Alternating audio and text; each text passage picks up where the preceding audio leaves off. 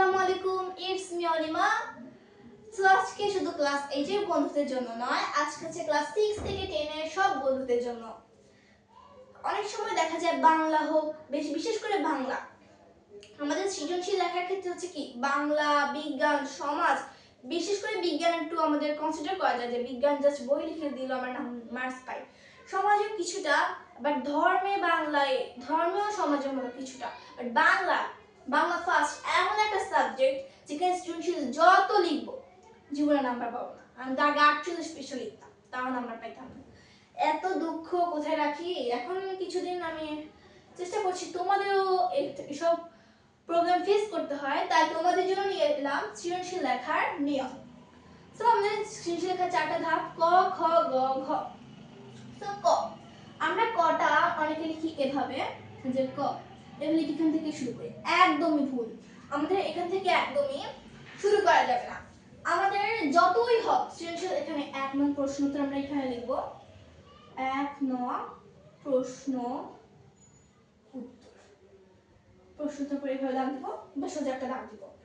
আর দেন এর একটু ফাঁক রেখে এর নিচে আমরা এখানে লিখব ক, বরাবর ক। এভাবে গোল করব, এভাবে গোল করে দেন এই জায়গা থেকে আবার আমরা এখান থেকে শুরু করি। এখান থেকে একদমই শুরু করা যাবে না, আমাদেরকে এই জায়গায় এতটুকু ফাঁক রাখতে হবে। এতটুকু ফাঁক রেখে, এতটুকু 1 আঙ্গুল পরিমাণ, মানে এই বোর্ডে 1 আঙ্গুল, বাট তোমার এখানে এতটুকু ফাঁক রাখতে হবে খাতায়। 1 আঙ্গুল পরিমাণ ফাঁক রেখে আমরা এখান থেকে লেখা শুরু করব। এখান থেকে একটা বিন্দু দিয়ে দেব, আর না দিলে প্রবলেম নেই। বিন্দু দিয়ে লিখতে লিখতে লিখতে লিখতে আমরা এই জায়গায় আবার এখান থেকে শুরু করব। এই জায়গায় এসে তোমরা এই জায়গা থেকে শুরু করবে, এই জায়গা থেকে শুরু করে এখানে বা এই জায়গায় শেষ করে ফেলবে। তো এটা হচ্ছে ক লেখা নিয়ম। এন্ড দেন এই কয়ের এতটুকু বাদ দিই, আমরা এখানে খ লিখব। একদম সেম জায়গায় লিখবো, যদি এক পৃষ্ঠা হয় কয়ের এইটুকু বাদ দিয়ে আমরা এখানে খ লিখব।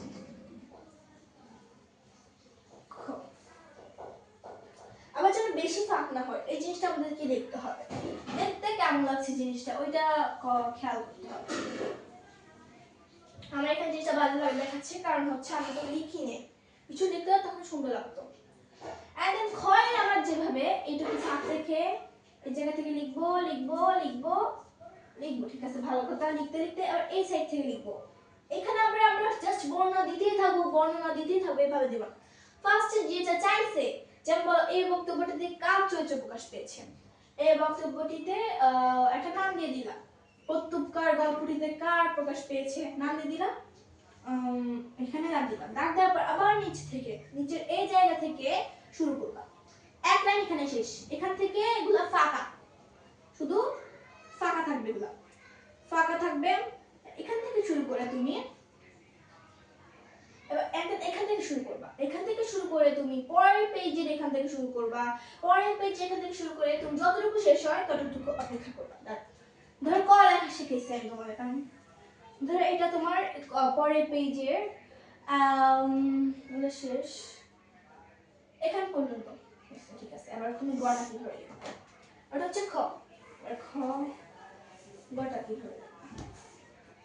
গ যেহেতু 3 মার্কস, তোমাদেরকে এই জিনিসটা খেয়াল করতে হবে। গ লিখবা, একটু ফাঁক রাখবা, ফাঁক রেখে এভাবেও করবা না, এভাবে দাগ দিলে একদম সুন্দর লাগে না। টিচাররা যখন খাতা কাটে তখন টিচাররা এই দিকটা বেশি খেয়াল করে, এভাবে দিয়েছিল। আমি স্কুলকালীন শিক্ষকরা এই জিনিসটা অনেকবার বলেছে যে তোমরা এভাবে দিবা। একদম তুমি এখান থেকে শুরু করবা, এখান থেকে শুরু করে তুমি এভাবে বিন্দু দিয়ে দিতে পারো, চাইলে বিন্দু দিয়ে দিতে পারো। শুরু করবা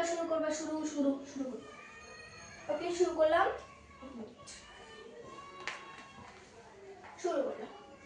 শুরু করলাম, শুরু করার পর এবার তোমরা এক লাইন, ফার্স্টে এক লাইন লিখবা, এই জায়গায় এক লাইন লিখবা, এক লাইন লিখে শেষ।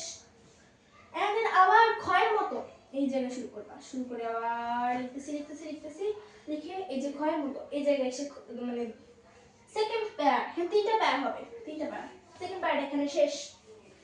এন্ড দেন থার্ড প্যারাটা কেমনে দিব, সো এটা যেহেতু আমাদের খেয়াল করতে হবে, থার্ড প্যারা কেমনে দিব। এখান থেকে আবার থার্ড প্যারা, এটা তো সেকেন্ড প্যারা, ঠিক আছে, ভালো, সেকেন্ড প্যারা, থার্ড প্যারা এখানে শুরু করতে পরের একটা পেজের, মানে আমরা এক পেজ থার্ড প্যারাটা লিখবো, একটু ফাঁক রাখবো। আবার আমরা শুরু করি কি, এই যে এক লাইনে এখান থেকে শুরু করছে, সেকেন্ড লাইনে শেষ এখান থেকে। এরকম হলে একদম বাজে লাগে, এভাবে একদমই লেখা যাবে না আমাদের। আমাকে লিখতেছি মানে একটু এতটুকু ফাঁক রাখতে হবে, এতটুকু ফাঁক রাখলে যথেষ্ট। এভাবে লিখতে হবে, লিখে যতটুকু সম্ভব লিখবো। লেখার পর এই 3টা পয়েন্ট, প্রত্যেকটা পয়েন্টে বিন্দু দিয়ে এভাবে 1-1.5 পৃষ্ঠা লিখতে হবে। 1-1.5 পৃষ্ঠা নিচে লিখাই যাবে না, তাহলে ম্যামের নাম্বার কম দেয়। আর জয়ের সর্বোচ্চ 2 পেজ আর 1 পেজ। এন্ড দেন হবে ঘ লেখা নিয়ম। ঘ তোমার যেখান থেকে শুরু হোক না কেন, সৃজনশীল লেখা নিয়ম জাস্ট তোমার লেখার উপর, এক্ষেত্রে লেখাটা বেশি সুন্দর করতে হবে, লেখার উপর নির্ধারণ করা সৃজনশীলের মার্কস। এবার ঘ, আমার ঘর এখান থেকে শুরু হয়েছে, আমি এখান থেকে একটা বিন্দু দিয়ে দিলাম, বিন্দু এখান থেকে যাবে, যাওয়ার পর এখানে সে এক নম্বর মানে ফার্স্ট লাইনটা শেষ। আমি ফার্স্ট লাইন না থাকলেও বানিয়ে নিতে হবে যে কোন জিনিসটা আমার ক্ষেত্রে মনে হচ্ছে যে ফার্স্ট লাইনের মতো হবে, যা বানিয়ে নিতে হবে। এই যে দেখো, এরপর আবার এবার বিন্দু, এটা তো ফার্স্ট বিন্দু শেষ, এবার দ্বিতীয় বিন্দু দিলাম, দ্বিতীয়টা প্যারা শেষ শেষ শেষ। বা লেখা থাকে উদ্দীপকের মানব চেতনা, এই চেতনার মিল পেয়েছে উক্তিটি ব্যাখ্যা করো। ফার্স্ট লাইনটা দিব যে মানব চেতনার এই জিনিসটি প্রকাশ পেয়েছে, উক্তিটি যথার্থ, এটা দিব। এন্ড দেন পয়েন্ট 9 দিতে হবে পয়েন্ট। ফার্স্ট লাইনটা ইজি দেওয়া, এন্ড দিস 4 নাম্বার লাইনটা বলতে তারা এখানে দ্বিতীয় লাইনটাও আমরা গয়ের মতো যেভাবে করেছি এতটুকুই বড় করব, বেশি বড় করব না।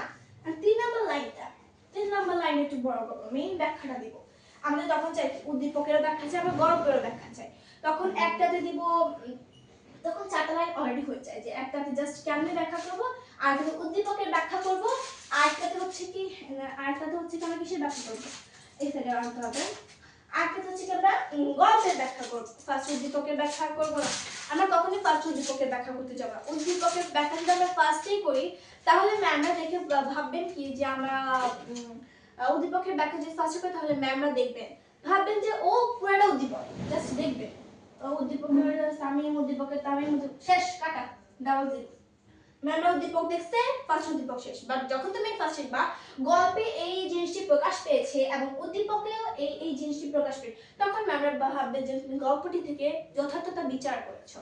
সো আমরা এভাবে সৃজনশীল লিখবো যে কিভাবে, এভাবে 4টা পয়েন্ট লিখবো এবং শেষ পয়েন্ট এবং শেষের নিচে একটা লাইন লিখবো জিনিসটাকে বড় করে বা সুন্দর দেখানোর জন্য। আমরা চাইলে এটাতে কালার পেন ইউজ করতে পারি, এই শেষ লাইনটাতে চাই, তবে না ইউজ করে বেটার। কিছু আমাদের ক্লাসে কিছু ম্যাম থাকে না যে কালার পেন দেখতে পারে না, সহ্য করতে পারে না, এসব ম্যামদের আসলে ক্লাস দরকার নেই রাখা। কি করতে হবে যে এইটা হচ্ছে 4 নাম্বার পয়েন্ট, 4 নাম্বার পয়েন্ট আমি গল্পের উদ্দীপকের ব্যাখ্যা দিচ্ছি। এখানে লিখবো উপরিউক্ত আলোচনা হতে বোঝা যাচ্ছে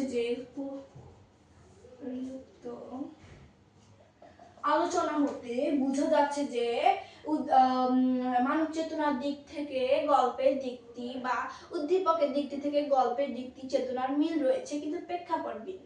এরকম লেখা থাকলে উদ্দীপকের উপরিউক্ত গল্প থেকে আমরা এই জিনিসটি বুঝতে পারি যে যেভাবে দিয়ে আমরা মানব চেতনার দিক থেকে প্রেক্ষাপট ভিন্ন বা চেতনার জিনিসটি একই, মূলত একই, শেষ। এটা হচ্ছে আমাদের এরকম, আমরা এরকম দেখলেই পছন্দ করে জিনিসটা এরকম। আবার এই ক্ষেত্রে আরেকটা বলি, আমাদের এখন কিছুটা সৃজনশীলের সাথে একটা সংক্ষিপ্ত থাকে 10টা 6 7 8 10 থাকে কিনা জানি না, বলি ওদের হচ্ছে এভাবে এক দিয়ে এভাবে লিখে না। তোমরা কি করো এই যে এভাবে কোণারে আসতে উপরে একটা দাও, এক দিয়ে এভাবে লিখে শুরু করে, এটা একদমই ঠিক। তোমাদের কাছে কালার পেন নেই, ভালো কথা, তোমরা কি করবা, তোমাদের ওখানে এটা স্কুল থেকে দেয়, তোমাদের বাপ দাদা থেকে, তোমরা বাপের জিনিস নিয়ে জানো যে সময় মতো খরচ করবা, ঠিক আছে, তোমরা মিতব্যয়ী ভালো, এখানে পরীক্ষার খাতায় তোমরা চিপাই লিখবা, এটা আসলে মিতব্যয়ী বলা যায়। সো আমরা একটু ফাঁক রাখবো, অতটুকু ফাঁক রেখে এখানে আমরা এক শুরু করবো, এক এবার লিখবো যতটুকু আমাদের শেষ হয়। ধরো আমরা আবার পরের পেজ আমরা এখান থেকে শুরু করি, একটু ফালতু না, আমাদের এখানে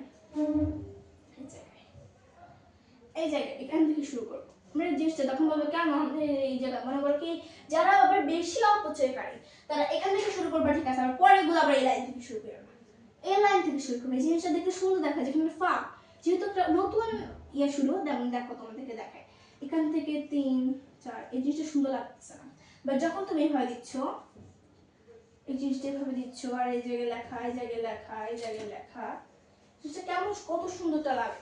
দেখো জিনিসটা কত সুন্দর লাগে যখন তুমি এই জায়গায় লেখা থাকে। তো আমাদের লেখার উপর আমাদের মার্ক নির্ধারণ করে। স্যাররা তো প্রত্যেকটা লাইন সৃজনশীল পড়ে দেখে না, কয়টা স্টুডেন্টের পড়ে দেখবে। এই কারণে আমাদের স্যাররা আমাদের সৃজনশীল লেখার উপর নির্ভর করে যে আমরা কত মার্কস পাবো বা কত। আর বিজ্ঞান আমরা যদি এভাবে বাড়াই দিতে যাই তাহলে আমাদের পুরাই মারা খাবো। তখন বলবে যে তুমি না বললা সৃজনশীল লেখার নিয়ম হচ্ছে এরকম লিখতে হবে, জাস্ট বানায় বানায় লিখবো।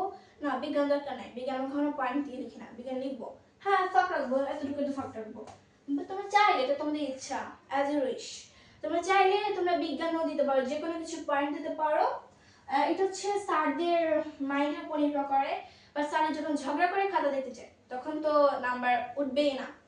বাট যখন মুড থাকে বা ফার্স্ট খাতা, মুড কোনো বিষয় না, বা ফার্স্ট খাতা যখন স্যাররা দেখে, তোমরা বলো কি স্যাররা ঝগড়া করে সে ইয়া করে, কিন্তু না, যখন স্যার ঝগড়া করে সে দেখে যে ফার্স্টে উদ্দীপক, স্যার ভাবে মেয়েটা ভালো না, উদ্দীপক লিখছে মানে মেয়েটা ক্রস গেছে। যখন স্যাররা দেখবে যে ফার্স্টে তুমি গল্প লিখেছো, তখন স্যাররা একটু কনসিডার করবে, ঝগড়ার মধ্যে থাকলে স্যাররা এরকম করবে না। সো এখানে আমরা দিয়েছি সৃজনশীল লেখা নিয়ম। আজ এই পর্যন্তই। উপকার হলে পাশে থাকবে। আল্লাহ হাফেজ।